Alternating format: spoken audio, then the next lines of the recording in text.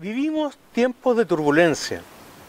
Nos encontramos atrapados en una crisis constante que parece no tener fin. Las palabras libertad, democracia y pueblo resuenan en cada rincón, pero rara vez logramos comprenderlas en toda su magnitud. Son utilizadas como emblemas de lucha por los sectores más disímiles, apropiadas, distorsionadas y vaciadas de su verdadero contenido. Mientras tanto, las democracias liberales, que alguna vez se consideraron consolidadas, comienzan a mostrar signos de agotamiento, polarización extrema, ciudadanos desinformados, instituciones débiles y poderes que operan sin control ni rendición de cuentas. En este contexto, regresar a las raíces del pensamiento liberal no es una mera tarea académica, es un acto de resistencia cultural, una necesidad urgente. Sin una comprensión clara y compartida de lo que realmente significa ser libres, los cimientos mismos de nuestra convivencia empiezan a desmoronarse. Es la primera vez que comento una obra de carácter filosófico o de no ficción en mi canal. La verdad, no siento que haya sido yo quien eligió este texto, más bien fue el texto el que me escogió a mí.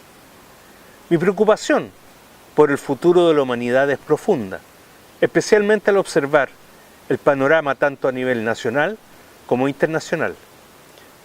La libertad es uno de los pilares fundamentales sobre los cuales se ha edificado nuestra civilización. Así fue como llegó a mis manos Sobre la libertad, de John Stuart Mill, un texto imprescindible en cualquier biblioteca. No se trata solo de un tratado filosófico, es una brújula para quienes creemos en la libertad. En sus páginas, Mill defiende de manera apasionada la autonomía individual, el pensamiento crítico y la acción libre y responsable. Pero, sobre todo, es un llamado a no dar por sentada la libertad, a comprenderla, ejercerla y protegerla como el derecho humano más sagrado. Hoy, más que nunca, debemos interrogarnos nuevamente: ¿somos realmente libres? ¿O estamos sometidos a nuevas formas de opresión más sutiles, más cómodas, pero igualmente peligrosas? Si te interesa conocer mi reflexión sobre estas cuestiones, te invito a quedarte hasta el final de este video.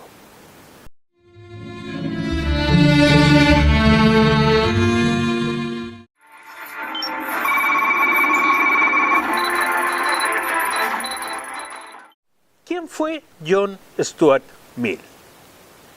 John Stuart Mill nació en Londres en 1806 en el seno de una familia intelectual.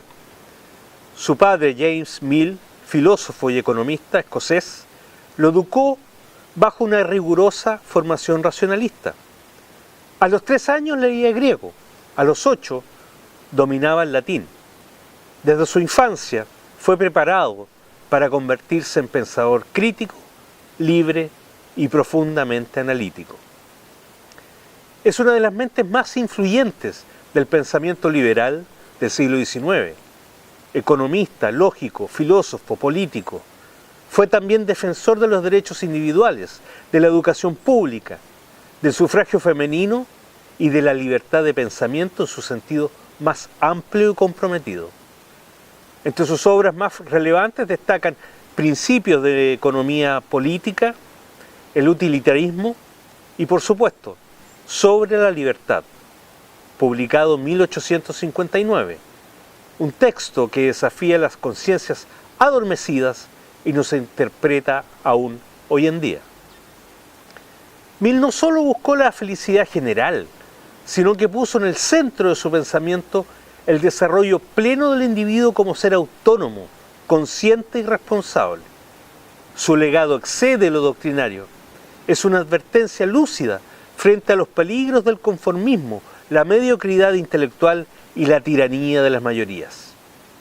Falleció en Avignon, Francia, en mayo de 1873 a los 66 años, víctima de una infección respiratoria, pero su voz persiste. Leer a John Stuart Mill no es mirar al pasado, es intentar comprender la libertad como desafío permanente. Es también recuperar el alma crítica de la democracia. Sobre la libertad, es un ensayo que se compone de una introducción y 5 capítulos, pero su arquitectura va más allá de una mera división formal. Lejos de una estructura académica, el texto se despliega como una conversación íntima con el lector.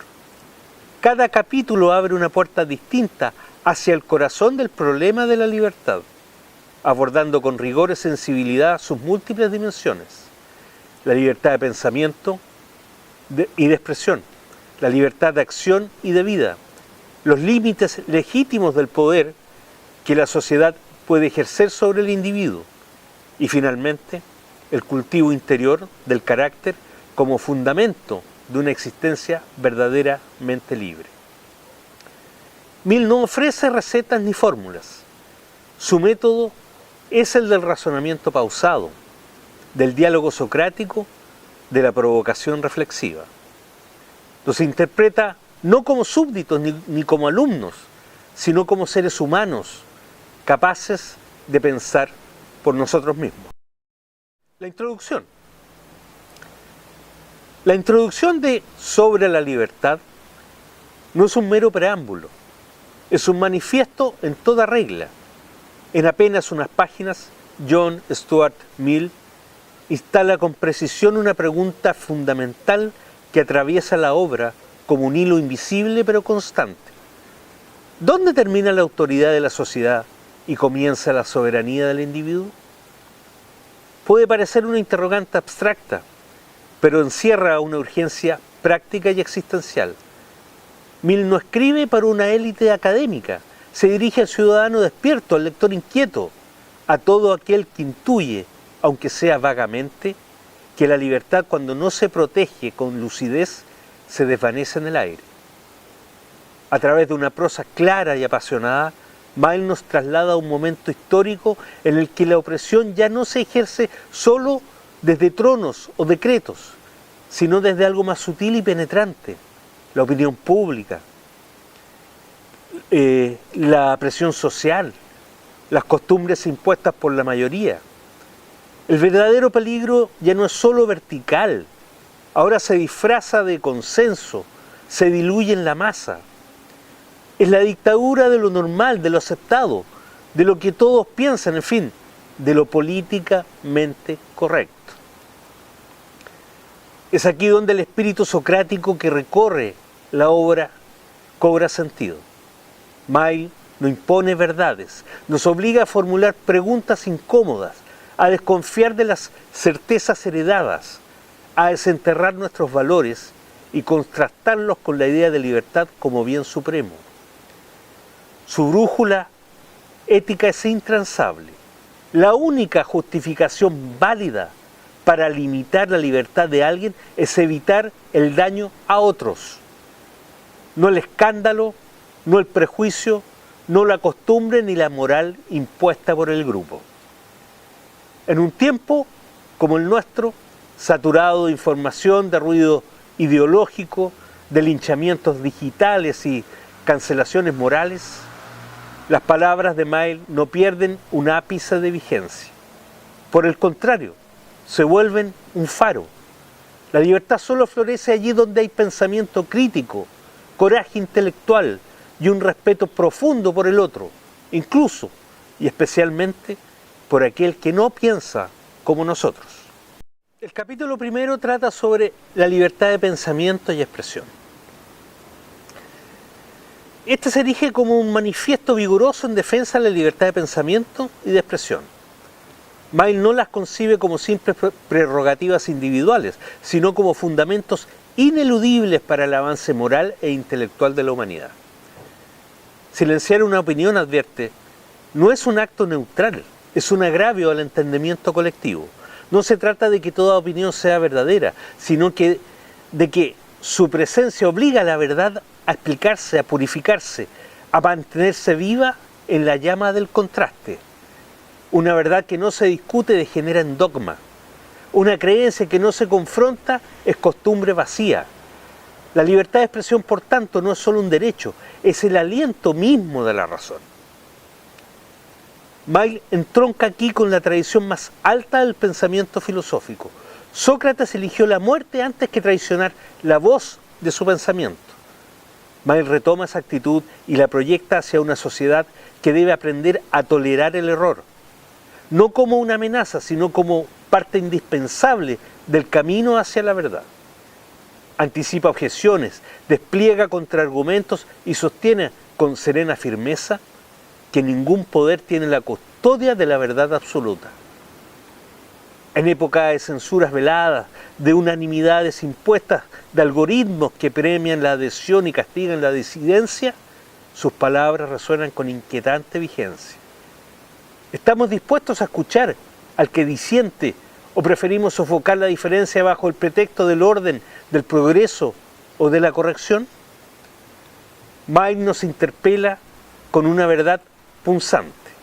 Si no puedes defender tu verdad ante una falsedad, quizás no la comprendes del todo.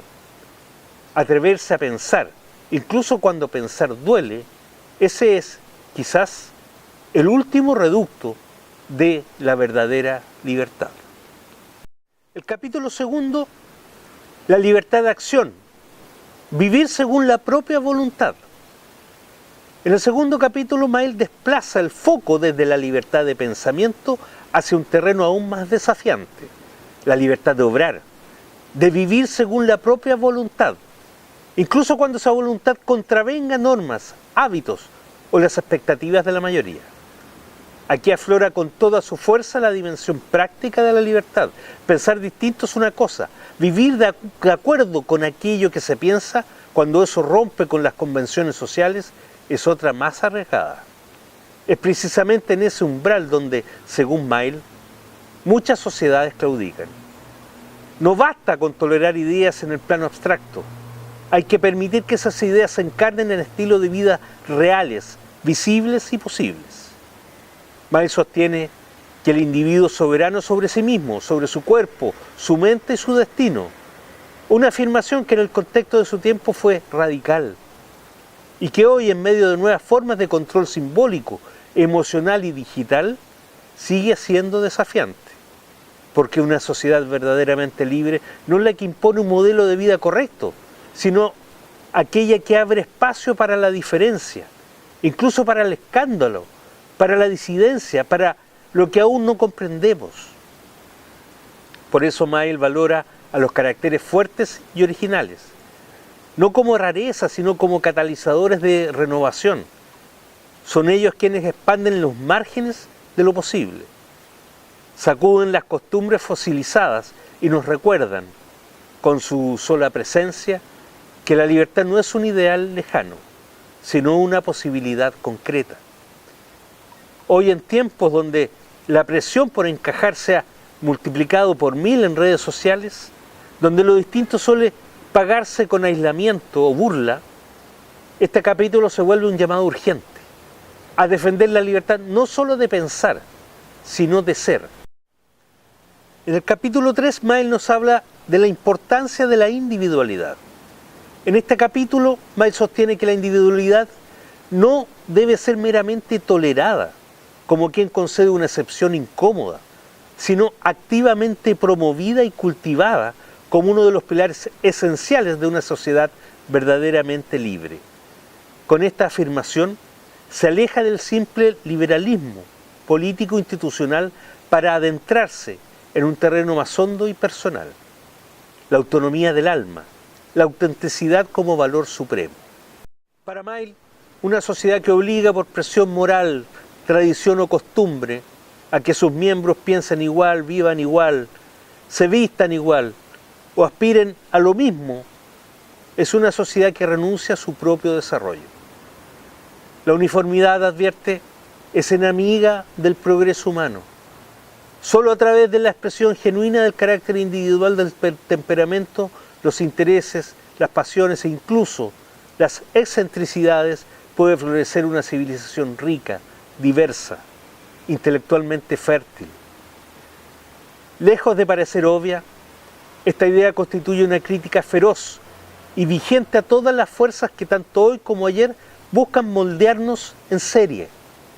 La moral impuesta, la educación domesticadora, los discursos oficiales, los medios de masas y en nuestros días los algoritmos que encierran en burbujas de pensamiento complaciente. Maill anticipa con inquietante lucidez el riesgo de una dictadura de lo normal. Una sociedad libre necesita personas vivas, con iniciativa, con criterio propio, con valentía de disentir, no mero eco de las voces ajenas, sino conciencias despiertas, capaces de romper inercias y abrir nuevas rutas. De esas almas solitarias y valientes nacen las ideas que transforman el mundo. Maill no exalta la individualidad como un gesto romántico. Lo hace porque cree firmemente que en ella reside el motor del florecimiento humano. Atrévete a ser tú mismo, aunque incomodes, especialmente si incomodas. En el capítulo 4 de los límites del poder de la sociedad sobre el individuo, Maill aborda uno de los dilemas más complejos de la vida en comunidad. ¿Hasta qué punto tiene derecho la sociedad a intervenir en la vida del individuo?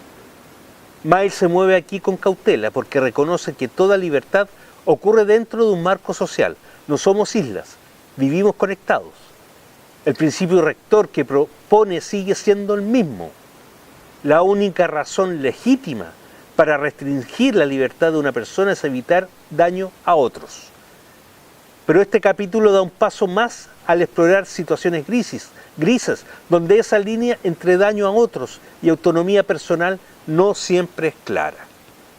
Maill advierte contra dos peligros: el exceso de control social disfrazado de moral pública y la indiferencia hacia comportamientos antisociales que sí causan daño real. Aquí emerge el espíritu socrático. ¿Qué significa dañar a otro? ¿Quién establece ese daño? ¿Cuál es el rol de las leyes y cuál el de las costumbres? ¿Es legítimo juzgar y sancionar estilos de vida distintos solo porque no encajan en lo normal?